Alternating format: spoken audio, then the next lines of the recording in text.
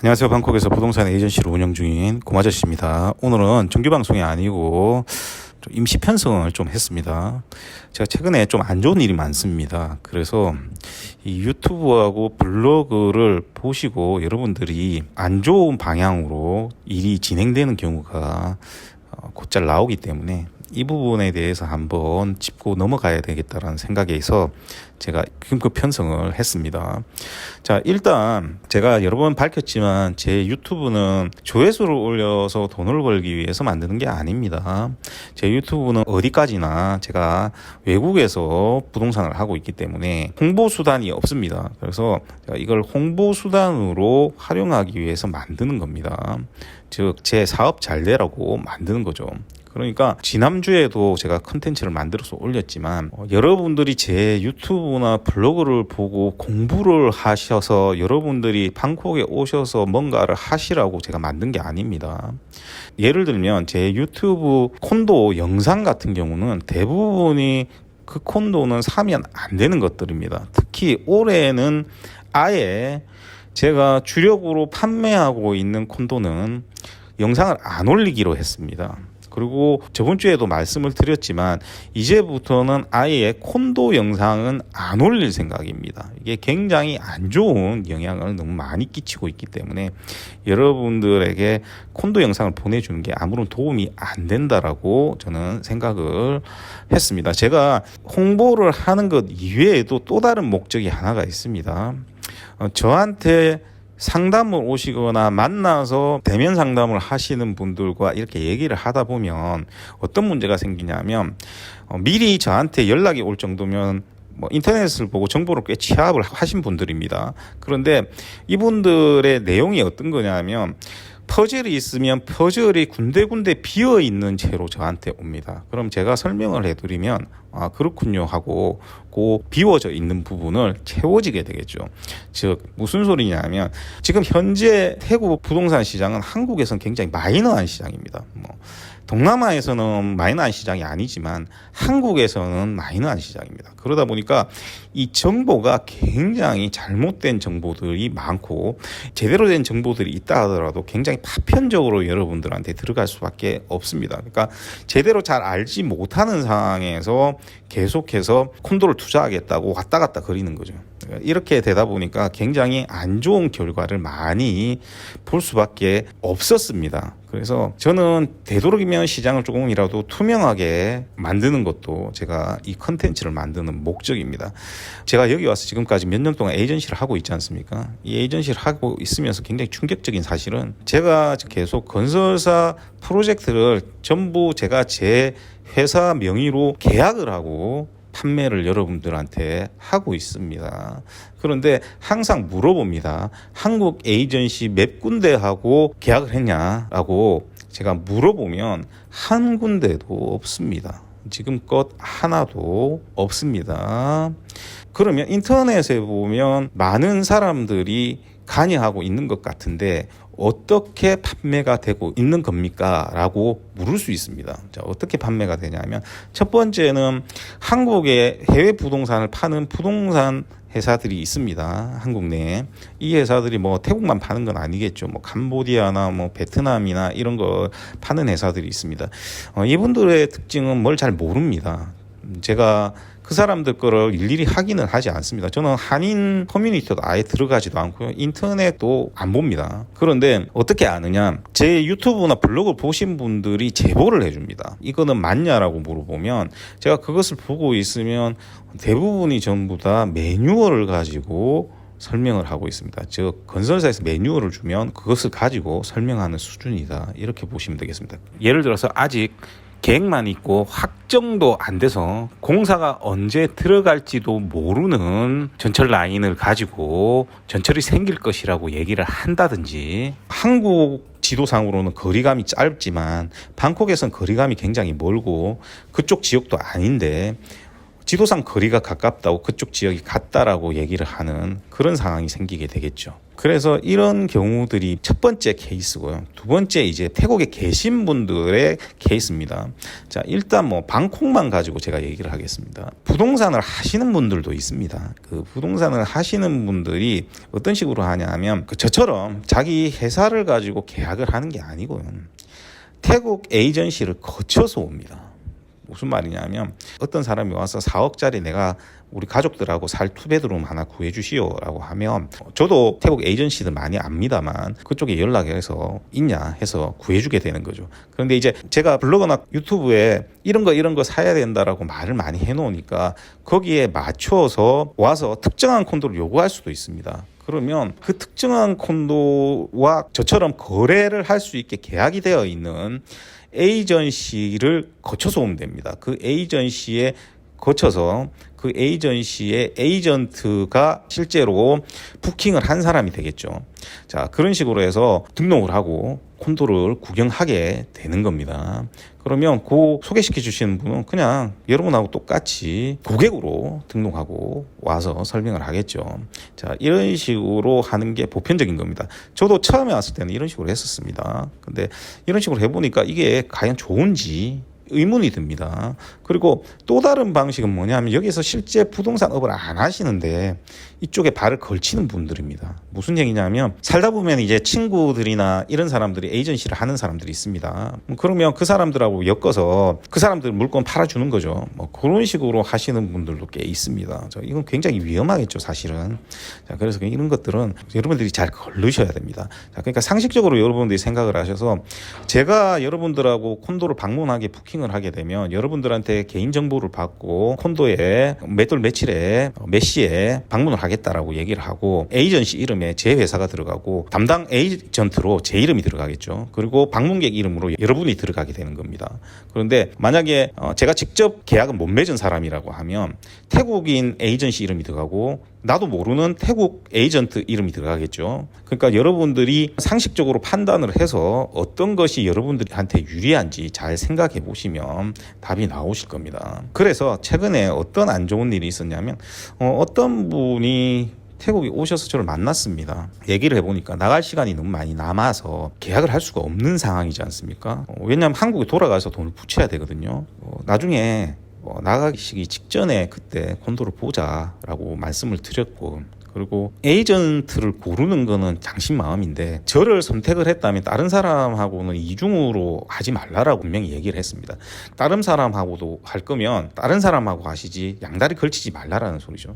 그렇게 얘기를 하니까 그러겠다라고 얘기를 해서 저는 그럴 줄 알았습니다. 그래서 다른 분 콘도를 보실 때 그냥 생각이 나서 그럼 내일 한번 구경삼아 한번 보시라고 말씀을 드렸고, 그래서 콘도를 보여드렸습니다. 그리고 한 10일쯤 지났죠. 그랬더니 다른 분하고 그 콘도를 또 방문하기로 부킹을 했습니다. 그래서 그걸 건설사 담당자가 저한테 알려왔습니다. 그래서 안 된다라고 얘기를 했죠, 건설사에서는. 그러니까 지금 오늘 같은 경우는 이름을 바꿔가지고 온 것으로 추정이 됩니다. 내일 확인이 될 텐데 이 사람이 맞을 확률이 높겠죠. 아닐 수도 있습니다만 이름 맨 끝자만 다르기 때문에 이 사람이 맞을 확률이 많겠죠. 이런 식으로 저를 이용하지 않으셨으면 좋겠습니다. 저하고 상담을 하실 때는 부담 없이 상담을 하셔도 됩니다. 부담 없이 상담을 하셔도 되고 모르는 거 물어보셔도 됩니다. 제가 서면으로 상담을 받지 않는 이유는 해드릴 얘기가 너무나 많아집니다. 공부를 꽤나 하셨다는 분들도 아는 게 별로 없습니다. 그래서 제가 설명을 하려고 하면 20분, 30분씩 걸립니다. 처음 통화에. 그렇기 때문에 여러분들이 저하고 통화 상담을 하실 때는 이것저것 물어보셔도 됩니다. 그런데 정식으로 의뢰를 할 때는 여러분들이 반드시 제 룰을 지켜주셔야 됩니다. 그 룰을 지켜주시지 않으면 제가 여기서 일하면서 인간에 대한 불신이 굉장히 많이 생깁니다. 저도 한국 사람들을 전부 다 믿는 건 아닙니다. 이건 태국 사람도 마찬가지고 미국 사람도 마찬가지고 어느 나라 사람이나 마찬가지입니다. 제가 지금 방콕에 살고 있는 한인들하고 만나는 사람은요, 제 고객들밖에 없습니다. 저는 고객들이나 상담자들을 빼고 나면 방콕에 사시는 분들하고 개인 교류를 절대로 안 합니다. 그렇기 때문에 여러분들이 왜 한국 사람을 불신하는지도 저도 한국 사람이기 때문에 잘 압니다. 하지만 여러분들이 잘 생각해야 될 게 앞에 여러 번 콘텐츠를 올렸지만 방콕에서 콘도에 투자를 할 때 여러분들의 길라잡이가 돼줄 사람이 별로 없습니다. 그러면 여러분들이 제가 한국 사람이라고 해서 못 믿게 되면 태국 사람을 구하시면 됩니다. 제가 방법을 가르쳐 드렸지 않습니까? 여러분들이 태국에 있는 에이전시 중에 분양을 전문적으로 하는 에이전시를 찾아서 거기에 태국인을 만나서 대화를 해서 그중에서 뛰어난 사람을 찾으시면 됩니다. 자, 그런데 이렇게 하기가 굉장히 힘들겠죠. 영어도 잘해야 되고. 자, 그러니까 계속 편한 방법을 찾는 건데 그 편한 방법이 최악의 방법이 됩니다.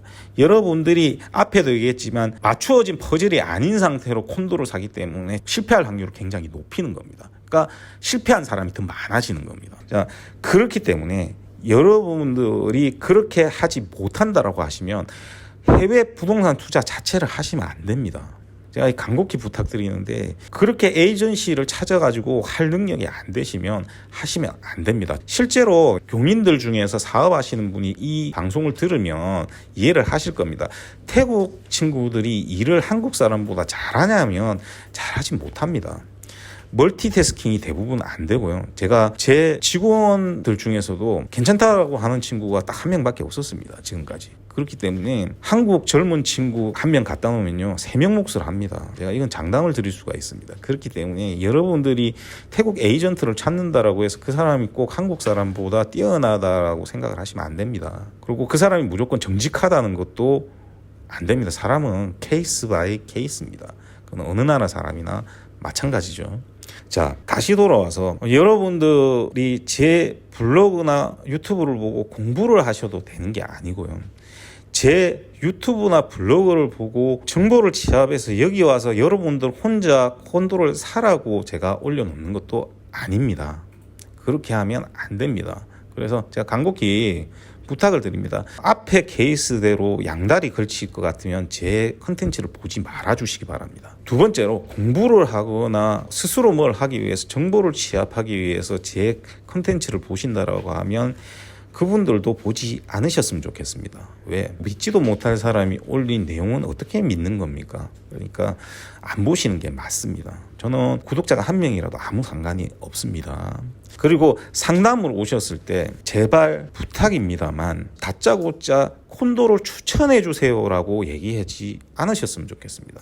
우리가 상식적으로 여러분들이 모르는 동네에 가서 부동산이 들어간 다음에 부동산 아저씨 보고 다짜고짜 아파트 한 3군데만 추천해 주세요 하지는 않지 않습니까? 만약에 그 얘기를 듣는 부동산 아저씨면 어떻겠습니까? 머리가 뻥 하겠죠. 부동산에서는 어떻게 해줍니까? 돈 얼마 가지고 있습니까? 가족 몇 명입니까? 뭐 그래갖고 몇 평짜리 찾습니까? 해가지고 집을 구해주는 거죠. 저는 콘도를 구해주는 사람이지 콘도를 추천해주는 사람이 아닙니다. 여러분들이 그 점은 희한하게 한국에서는 안 그러면서 해외 부동산 하시는 분들한테 그런 질문을 굉장히 많이 합니다. 저한테 뭘 물어보도 좋습니다만 갑자기 대짜고짜 이 콘도는 어떻습니까? 저 콘도는 어떻습니까? 그걸 저한테 물어보시면 안 되는 겁니다. 저는 콘도를 여러분들이 얼마를 가지고 있다라고 얘기를 하면 거기에 맞춰서 최선의 선택을 제공해 주는 사람이지 여러분들한테 콘도를 추천해 주는 사람이 아닙니다. 맞지 않습니까? 그렇기 때문에 그런 예의 정도는 좀 지켜주시길 부탁을 드리겠습니다. 그리고 제가 영상을 올리면 그 다음날 블로그에 반드시 제가 그 영상에 대한 해석을 씁니다. 그 해석을 좀 보십시오. 제가 어제도 연락을 받은 게 제가 사지 말라라고 올려놓은 콘도를 그 콘도를 사겠다라고 하시는 분들이 있습니다. 그러면 그 내용을 왜 넣겠습니까?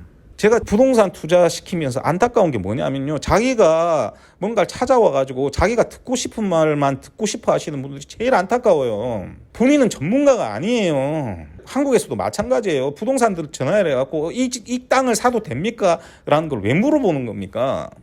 그러면 그 땅은 다른 사람한테 받은 거예요. 그러면 다른 부동산한테 전화해서 이 땅은 사도 됩니까? 하면 그 부동산이 기분은 나쁘지만 얘기를 해줘요. 저도 마찬가지지만 이 땅은 사면 안 됩니다. 이 땅은 사도 됩니다라고 합니다. 그러면 어떤 겁니까? 이미 결론은 다 정해져 있는 겁니다. 자기 머릿속으로. 이 땅을 사야 되는데 심리적으로 불안정하니까 어떤 사람이 이 땅은 사도 된다라고 모르는 사람이 얘기해 주길 바라는 겁니다. 그런 식으로 투자를 하니까 다 망하는 겁니다. 특히 해외 부동산을 할 때는 아예 오픈된 완전히 열린 마음에서 뭔가를 바라봐야 됩니다. 왜? 여러분들이 아는 게 하나도 없거든요. 자, 제가 콘도를 어떻게 구하는지를 제가 이번 주에 제가 알려드리겠습니다. 콘도를 제가 분류를 합니다. 그렇기 때문에 여러분들이 예를 들어서 저한테 3억 5천이 있어서 투베드룸을 구합니다 라고 하면 보통 뭐 아속이나 통로나 뭐 그런 쪽에다가 구해주세요. 왜냐하면 그거밖에 모르거든요. 거기밖에 여러분들이 잘 몰라요. 그러니까 거기 구해주세요 합니다. 그러면 현실감이 있는지 없는지도 여러분들은 모르고 저한테 얘기를 하는 겁니다. 그러면 제가 뭐라고 얘기를 하겠습니까? 그 가격으로는 아속이나 이런 데는 구하시기 힘들고요. 그보다 약간 떨어져 있는 뭐 지하철에서 몇 구간 떨어져 있는 이런 곳으로 가셔야 됩니다라고 그때서부터 이제 설명이 들어갑니다. 지금 뭐 돈으로 한 3억 5천 정도 되면 태국 돈으로 1,000만 바트인데 이 1,000만 바트로 여러분들이 태국에 오시면 굉장히 착각하시는 게 10군데 20군데 볼 수 있다라고 생각을 합니다. 여러분들이 3억 5천 정도로 태국에 오셔서 가장 좋은 선택을 할 수 있는 콘도는 딱 하나밖에 없습니다. 아니면 2개. 여러분들이 선택할 수 있는 콘도는 딱 하나나 아니면 2개밖에 없습니다.